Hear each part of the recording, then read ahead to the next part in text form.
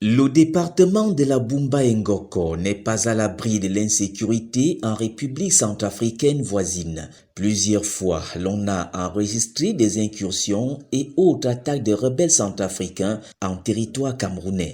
C'était très difficile parce que c'est une frontière très poreuse. Gari Gombo, Gribi, Mboy.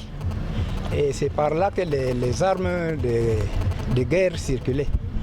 Vous n'êtes pas sans ignorer qu'un des pays frères est dans des difficultés.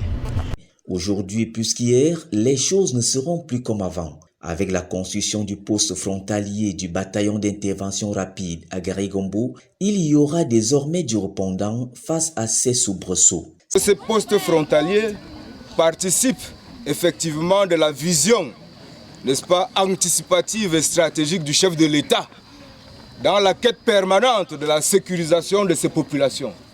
C'est dans cette vision-là que très longtemps avant, il s'est rendu compte des troubles qu'il y avait à l'est de notre frontière, en tenant en compte les régions du nord, de l'Adamawa et de l'est.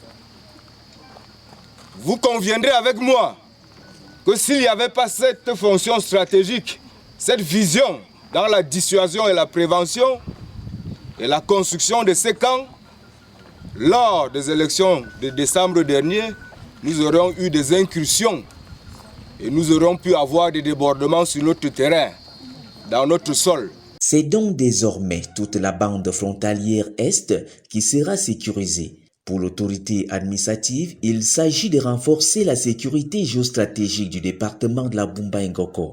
Ce poste donc contribue à renforcer la sécurité géostratégique de notre département, contribue à rassurer les populations. Vous savez qu'au-delà des actions stratégiques et sécuritaires, la seule présence du BI constitue un élément d'assurance des populations. La caserne BI, inaugurée par le préfet de la Bumba-Ngoko en présence du général de brigade Joseph Nouma, commandant du 12e BIM, est équipée d'une salle de sport, une petite infirmerie, une cuisine, une soute à carburant avec une tranchée de plus de 3 mètres de profondeur, d'où la gratitude des populations de Garigombo. C'était aussi l'occasion pour l'Obir de manifester le diptyque Armée-Nation.